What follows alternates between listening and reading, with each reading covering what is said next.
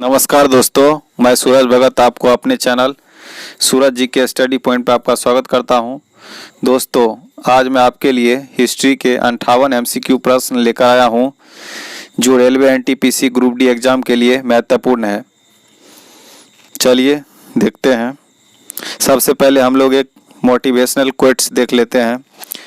दिया गया है, कहता है खैरात में कामयाबी कहाँ मिलती, खैरात में कामयाबी कहाँ मिलती, वरना हर शख्स कामयाब कहलाता। कदर न होती लोगों के हुनर की, वरना हर शख्स लाजवाब होता। तो कामयाबी पाने के लिए हमें खुद मेहनत करना पड़ेगा। ठीक है दोस्तों, चलिए आगे बढ़ते हैं। हम लोग देखते हैं प्रश्न को।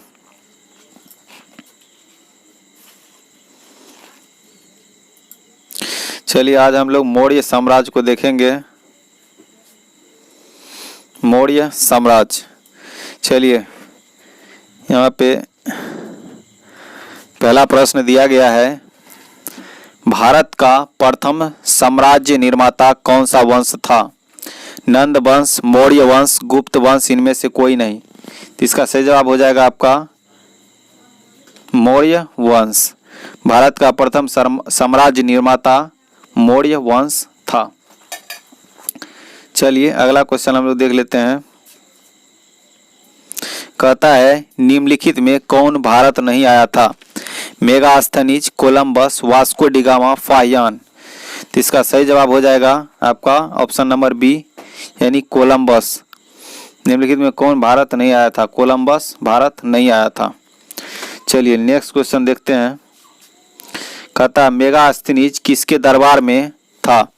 चंद्रगुप्त मौर्य, अशोका, हर्ष, इनमें से कोई नहीं। तो इसका ऑप्शन नंबर ए हो जाएगा चंद्रगुप्त मौर्य। चलिए नेक्स्ट क्वेश्चन है। कहता है मेगास्थनीज द्वारा रचित किस ग्रंथ से भारत के मौर्यकालीन इतिहास का पता चलता है? इंडिका, प्रोथोवोसा, द वर्ल्ड, इनमें से कोई नहीं। का सही जवाब हो जाएगा ऑप्शन नंबर ए इंडिका।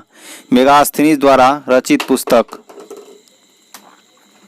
रचित ग्रंथ से भारत के मौर्यकालीन इतिहास का पता चलता है, ये इंडिका के द्वारा। चलिए नेक्स्ट क्वेश्चन हम लोग देख लेते हैं। इंडिका निम्नलिखित में से किसकी कृति है? कौटिल्य, मेगास्थनीज, विशाखादत्त, तारानाथ। इसका सही ऑप्शन हो जाएगा मेगास्थनीज, यानी इंडिका को लिखा था मेगास्थनीज ने। नेक्स्ट क्वेश्चन है, अपने साम्राज्य के विस्तार में चंद्रगुप्त मौर्य की सहायता की थी? बोधायन, उपगुप्त, चाणक्य, शूद्रक। इसका सही जवाब हो जाएगा ऑप्शन नंबर सी यानी चाणक्य। अपने साम्राज्य के विस्तार में चंद्रगुप्त मौर्य की सहायता चाणक्य ने की थी। चलिए आगे देखते हैं।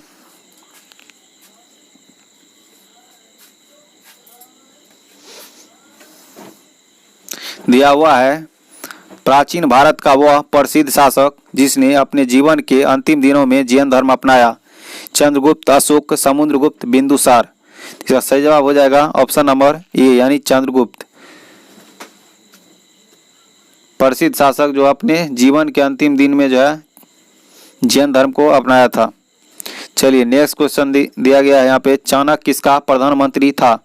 सही जवाब ऑप्शन है चंद्रगुप्त मौर्य, चंद्रगुप्त द्वितीय, अशोक, बिंबिसार। सही जवाब हो जाएगा ऑप्शन नंबर ए यानी चंद्रगुप्त मौर्य। नेक्स्ट क्वेश्चन की बात करें, चाणक्य को निम्न में से जाना जाता है? समुद्रगुप्त, विष्णुगुप्त, श्रीगुप्त, इनमें से कोई नहीं। तो इसको जाना जाता है ऑप्शन नंबर बी यानी विष्णुगुप्त। चलिए नेक्स्ट क्वेश्चन हम लोग देख लेते हैं। निम्न में कौन सा भारत का प्राचीनतम राजवंश है? वर्धन, कुषाण, मौर्य, गुप्त। तो हो जाएगा इसका ऑप्शन नंबर सी यानी गुप्त वंश भारत का प्राचीनतम राजवंश है। नेक्स्ट क्वेश्चन है, निम्न में प्राचीनतम राजवंश कौन सा है? मौर्य वंश, नंद वंश, पल्लव, गुप्त। सही जवाब हो जाएगा ऑप्शन नंबर बी नंद वंश। निम्न में भारत का प्राचीनतम राजवंश नंद वंश। चलिए नेक्स्ट। कहता है अशोक ने बौद्ध धर्म के प्रचार के लिए विदेश में किसको भेजा था? प्रवर्तक, इनमें से कोई नहीं। संघमित्र, मिनेंडर। तो इसमें भेजा था संघमित्र को। अशोक ने बौद्ध धर्म के प्रचार के लिए अपने संघमित्र को भेजा था। चलिए नेक्स्ट क्वेश्चन है, अशोक किस वंश से संबंधित है? ऑप्शन है मुगल वंश, गुप्त वंश, मौर्य वंश, इनमें से कोई नहीं। इसका सही जवाब हो जाएगा ऑप्शन नंबर सी, मौर्य वंश। चलिए नेक्स्ट क्वेश्चन हम लोग देख लेते हैं। कहता है ब्राह्मी लिपि को किसने स्पष्ट किया? John F Fleet, James Prinsep, Alexander Cunningham, John Marshall. या सही जवाब हो जाएगा option number B, James Prinsep. चलिए आगे देखते हैं। नेक्स्ट क्वेश्चन कहता है अशोक के अभिलेख को सर्वप्रथम किसने पढ़ा? जेम्स प्रिसेप, जेम्स प्रिशंक, जेम्स विलियम्स, इनमें से कोई नहीं। इसका सही जवाब हो जाएगा option number A, James Prinsep. Next question है, अशोक ने इन सभी में से कौन सा धर्म अपनाया? बौद्ध, जैन, इस्लाम, ईसाई। सही जवाब हो जाएगा ऑप्शन नंबर ए, बौद्ध धर्म। चलिए नेक्स्ट क्वेश्चन कहता अपने अभिलेखों में प्रायः जिस नाम से अशोक संदर्भित है वह है प्रियदर्शी, धर्मदेव, चक्रवर्ती, धर्मकीर्ति। इसका सही जवाब हो जाएगा प्रियदर्शी। अपने अभिलेख में प्रायः इनका प्रियदर्शी नाम से संदर्भित है। नेक्स्ट क्वेश्चन है, सम्राट अशोक पर कलिंग युद्ध के प्रभाव को निम्न पर देखा जा सकता है? स्तंभ आलेख, चट्टान आलेख, उत्खनन, इनमें से कोई नहीं। इसका ऑप्शन नंबर हो जाएगा बी, चट्टान आलेख। सम्राट अशोक पर कलिंग युद्ध के प्रभाव को देखा जा सकता है चट्टान आलेख, यानी पत्थर पे लिखा हुआ। चलिए नेक्स्ट क्वेश्चन।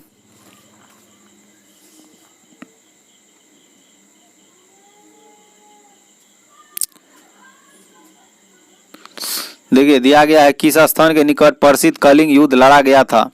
उदयगिरी, धौली, बालासोर, बाराबंकी। इसका सही जवाब हो जाएगा option number B, Dhauli. Next question है, सारनाथ में किस सम्राट का स्तंभ है? ऑप्शन है अकबर, अशोक, शेरशाह, शाहजहां। इसका सही जवाब हो जाएगा अशोक। सारनाथ में अशोक सम्राट का स्तंभ है। चलिए नेक्स्ट क्वेश्चन देख लेते हैं। सारनाथ का लायन कैपिटल किस शासक से संबंधित है? कनिष्क, अशोक, बिंबिसार, शिशुनाग। इसका हो जाएगा ऑप्शन नंबर बी, यानी अशोक। चलिए नेक्स्ट क्वेश्चन देखते हैं। अशोक ने शिलालेख में अपने समकालीन दक्षिण के किस राज्य का उल्लेख नहीं किया? ऑप्शन है चोल, पांड्य, कुषाण, केरल पुत्र। इसका सही ऑप्शन हो जाएगा कुषाण। यानी अशोक ने अपने शिलालेख में अपने ही समकालीन दक्षिण के कुषाण राज्य का उल्लेख नहीं किया था। चलिए नेक्स्ट क्वेश्चन देखते हैं। मौर्य साम्राज्य में प्रचलित मुद्रा का नाम क्या था? फन, तौल, काकनी, दिनार, इनमें से कोई नहीं। इसका सही जवाब हो जाएगा पन। मौर्य साम्राज्य में प्रचलित मुद्रा पन था। नेक्स्ट क्वेश्चन की तरफ हम लोग बढ़ते हैं। कहता है निम्न में कौन मौर्य वंश का शासक नहीं है? अजातशत्रु, चंद्रगुप्त मौर्य, अशोक, बिंदुसार, इनमें से कोई नहीं। सही जवाब हो जाएगा ऑप्शन नंबर ए, अजातशत्रु। अजातशत्रु मौर्य वंश का शासक नहीं है। बाकी चंद्रगुप्त मौर्य, अशोक, बिंदुसार, ये सब मौर्य वंश का शासक है। ठीक है।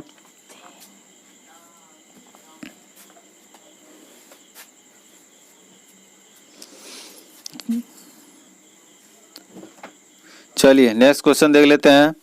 कहता है निम्न में से अशोक का उत्तराधिकारी कौन था? कुणाल, बिंदुसार, राहुल, इनमें से कोई नहीं। इसका सही जवाब हो जाएगा ऑप्शन नंबर ए, कुणाल, अशोक का उत्तराधिकारी। नेक्स्ट क्वेश्चन है, मौर्य वंश का अंतिम राजा था उड़िद्रथ, कुणाल, संपदी या संप्रति, शालिशुक। इसका हो जाएगा ऑप्शन नंबर ए, उड़िद्रथ। मौर्य वंश का अंतिम राजा उड़िद्रथ था। नेक्स्ट क्वेश्चन है प्रसिद्ध सांची स्तंभ किसके समय में बना था? ऑप्शन है अशोक, हर्षवर्धन, बिंदुसार, कनिष्क। सही जवाब हो जाएगा ऑप्शन नंबर ए अशोक। प्रसिद्ध सांची स्तंभ अशोक के समय में बना था। चलिए नेक्स्ट क्वेश्चन है, कहता है पाटलिपुत्र निम्नलिखित में से किन नदियों के संगम पर बसा है? सोन और पुनपुन, गंगा और सोन, गंगा और गंडक, सोन और गंडक। तो इसका ऑप्शन नंबर सी हो जाएगा गंगा और सोन। पाटलिपुत्र जो है गंगा और सोन नदियों के संगम पर बसा है। चलिए नेक्स्ट क्वेश्चन की तरफ बढ़ते हैं। कहता है सम्राट अशोक ने पत्थर के स्तंभ और पत्थर के तख्तों पर अपने डैश आदेश उत्कीर्ण कराकर अपने राज्य के प्रमुख स्थानों पर स्थापित किया ताकि लोग तदनुसार आचरण कर सके। 14, 16, 8, 10। सही जवाब हो जाएगा ऑप्शन नंबर ए यानी 14। सम्राट अशोक ने पत्थर का स्तंभ और पत्थर के तख्तों पर अपने 14 आदेश उत्कीर्ण कराकर अपने राज्य के प्रमुख स्थान पर स्थापित किया था ताकि लोग तदनुसार आचरण कर सके। चलिए आगे हम लोग देखते हैं।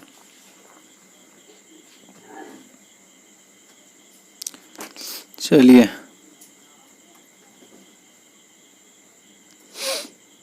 इस क्वेश्चन को देख लीजिए। निम्नलिखित में कौन सा प्राचीनतम स्मृति है? प्राचीनतम स्मृति विष्णु धर्मशास्त्र, मनु स्मृति, याज्ञवल्लभ स्मृति, नारद स्मृति। इसका सही जवाब हो जाएगा मनु स्मृति सबसे प्राचीनतम स्मृति है। चलिए नेक्स्ट क्वेश्चन को देखते हैं हम लोग। कहता मगध में शाही मौर्यों के ठीक बाद उत्तराधिकारी कौन था? कुषाण, पांड्य, सातवाहन, शुंग। सही जवाब हो जाएगा option number D Shunga. Magadh में शाही मौर्य के ठीक बाद उत्तराधिकारी था शुंग। चलिए नेक्स्ट क्वेश्चन देखते हैं। कहता लगभग 185 ईस्वी पूर्व में पुष्यमित्र द्वारा स्थापित किया गया भारतीय शासक दल वंश कौन सा है जिसने मौर्य वंश का स्थान लिया? गुप्त, चालुक्य, वाकाटक, शुंग। इसका सही जवाब हो जाएगा शुंग ऑप्शन नंबर डी। लगभग 185 ईस्वी पूर्व पुष्यमित्र द्वारा स्थापित किया गया भारतीय शासक वंश शुंग था जिसने मौर्य वंश का स्थान लिया। चलिए नेक्स्ट क्वेश्चन की तरफ बात करते हैं। शुंग वंश का अंतिम शासक कौन था? सातकर्णी, सुशर्मा, वशिष्ठ पुत्र पुलुमावी, देवभूति। इसका सही जवाब हो जाएगा option number D Devabhuti. Shunga वंश का अंतिम शासक देवभूति था। चलिए नेक्स्ट क्वेश्चन देखते हैं। कहता है गौतमी पुत्र सातकर्णी किस वंश का शासक था? शुंग वंश का, कुषाण वंश का, राष्ट्रकूट वंश का, सातवाहन वंश का। इसका हो जाएगा सही जवाब सातवाहन वंश का यानी ऑप्शन नंबर डी हो जाएगा। गौतमी पुत्र सातकर्णी सातवाहन वंश का शासक था। नेक्स्ट क्वेश्चन है सातवाहन के अधिकार सिक्के किस धातु के मिले हैं? जीतल के, शीशे के, पीतल के, सोने के। सही जवाब हो जाएगा शीशे के यानी सातवाहन के अधिकार सिक्के शीशे के मिले हैं। नेक्स्ट क्वेश्चन की बात करेंगे। कहता है शक संवत जो 78 ईस्वी से प्रारंभ होता है प्रकट करता है कनिष्क का शासन, हर्ष की समृद्धि, शिवाजी का शासन, चंद्रगुप्त का शासन। इसका सही जवाब हो जाएगा कनिष्क का शासन यानी शक संवत 78 ईस्वी से प्रारंभ होती है। इस कनिष्क के शासन को प्रकट करता है शक संवत। चलिए नेक्स्ट देख लेते हैं। चलिए इसका क्वेश्चन देख लीजिए। कहता है भारतीय राष्ट्रीय पंचांग किस नाम से जाना जाता है? भारतीय राष्ट्रीय पंचांग किस नाम से जाना जाता है? भारतीय राष्ट्रीय पंचांग के नाम विक्रम संवत, शक संवत, हिजरी संवत, इनमें से कोई नहीं। सही जवाब हो जाएगा आपका शक संवत। भारतीय राष्ट्रीय पंचांग शक संवत के नाम से जाना जाता है। नेक्स्ट क्वेश्चन है। कहता है शक संवत किस वर्ष शुरू हुआ? ईसा से 58 वर्ष पूर्व, ईसा की मृत्यु के 58 वर्ष बाद, ईसा के जन्म के 78 वर्ष बाद, इनमें से कोई नहीं। इसका सही जवाब हो जाएगा ऑप्शन नंबर सी, ईसा के जन्म के 78 साल बाद। शक संवत जो है ईसा के जन्म के 78 साल बाद स्टार्ट हुआ। शक पंचांग का प्रथम मास होता है चैत, बैसाख, माघ, कार्तिक। इससे जवाब हो जाएगा चैत, यानी ऑप्शन नंबर ए हो जाएगा। शक पंचांग का प्रथम मास चैत होता है। नेक्स्ट क्वेश्चन है हेलियोडोरस से के बेसनगर अभिलेख से उल्लेख होता है। हेलियोडोरस के बेसनगर अभिलेख से उल्लेख होता है संकर्षण और वासुदेव का, संकर्षण, वासुदेव, प्रद्युम्न का, सभी 5 वीरों का, वासुदेव का। इसका सही जवाब हो जाएगा आपका यानी वासुदेव का, ऑप्शन नंबर डी हो जाएगा। हेलियोडोरस के बेसनगर अभिलेख से उल्लेख होता है वासुदेव का। नेक्स्ट क्वेश्चन की तरफ हम लोग बढ़ते हैं।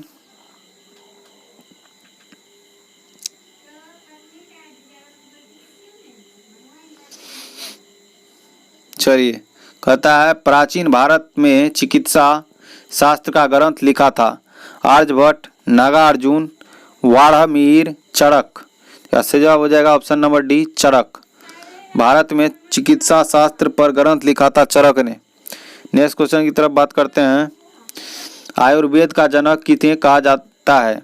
मनु, चरक, लुकमान, इनमें से कोई नहीं। सही जवाब हो जाएगा ऑप्शन नंबर बी चरक। आयुर्वेद का जनक चरक को कहा जाता है। नेक्स्ट क्वेश्चन, ईसा पूर्व 2वीं सदी में कागज बनाने की कला को किसने खोजा? चीनियों ने, रोमन ने, ग्रीक ने, मंगल ने। सही जवाब हो जाएगा ऑप्शन नंबर ए चीनियों ने। ईसा पूर्व 2वीं सदी में कागज बनाने की कला को चीनियों ने खोजा। चलिए नेक्स्ट क्वेश्चन है, कौन सी 2 सभ्यताओं ने गांधार कला शैली की रचना में सहायता प्रदान की? भारतीय एवं रोमन, भारतीय एवं मिस्री, यूनानी एवं रोमन, भारतीय एवं यूनानी। सही जवाब हो जाएगा ऑप्शन नंबर डी यानी भारतीय एवं यूनानी। कहता है कौन सी सभ्यता ने गांधार कला शैली की रचना में, देखिए भारतीय एवं यूनानी सभ्यता ने गांधार कला शैली की रचना में सहायता प्रदान की है। चलिए नेक्स्ट क्वेश्चन देख लेते हैं।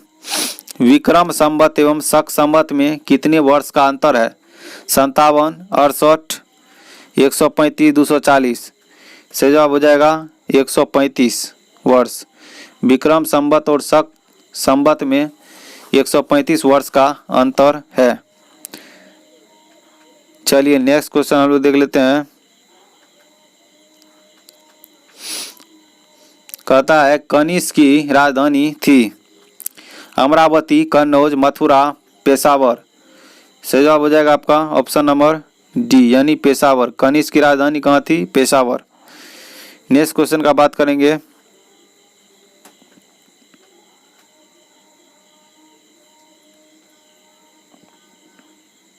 चलिए नेक्स्ट क्वेश्चन दिया गया यहाँ पे, कहता है भारतीय के लिए महान सिल्क मार्ग किसने आरंभ करवाया? कनिष्क, अशोक, हर्ष, फाहियान, इनमें से कोई नहीं। सही जवाब हो जाएगा आपका option number A Kanishka. Bharat के लिए महान सिल्क मार्ग कनिष्क ने आरंभ करवाया। नेक्स्ट क्वेश्चन है, कुषाण काल में सबसे अधिक विकास किस क्षेत्र में हुआ? धर्म, कला, साहित्य, वास्तुकला। इसका सही जवाब हो जाएगा कला। कुषाण काल में सबसे अधिक विकास कला क्षेत्र में हुआ। कुषाण काल में सबसे अधिक विकास जो है कला क्षेत्र में हुआ, यानी ऑप्शन नंबर बी हो जाएगा। नेक्स्ट क्वेश्चन है, अशोक द्वितीय के नाम से किसे जाना जाता है? समुद्रगुप्त, चंद्रगुप्त मौर्य, कनिष्क, हर्षवर्धन। इसका हो जाएगा ऑप्शन नंबर सी यानी कनिष्क। अशोक द्वितीय के नाम से कनिष्क को जाना जाता है। नेक्स्ट क्वेश्चन की तरफ बढ़ेंगे। कहता है किसने बड़े पैमाने पर स्वर्ण मुद्रा, सोना की मोहर चलाई थी? ग्रीकवासी, मौर्य, कुषाणों ने, शुंग ने। इसका सही जवाब हो जाएगा ऑप्शन नंबर सी यानी कुषाण शासकों ने। यानी कुषाण शासकों ने बड़े पैमाने पर स्वर्ण मुद्रा, सोने की मोहर चलाई थी, ये कुषाण शासक ने।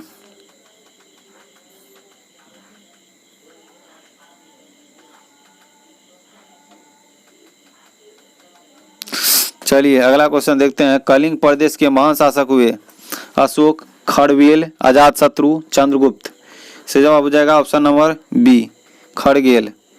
कलिंग प्रदेश के महान शासक खाड़गेल हुए, खाड़वेल हुए। नेक्स्ट क्वेश्चन है, देखिए अगला क्वेश्चन है। चालुक्य शासक पुलकेशिन द्वितीय ने किसे हराया? समुद्रगुप्त, चंद्रगुप्त द्वितीय, हर्षवर्धन, धर्मपाल।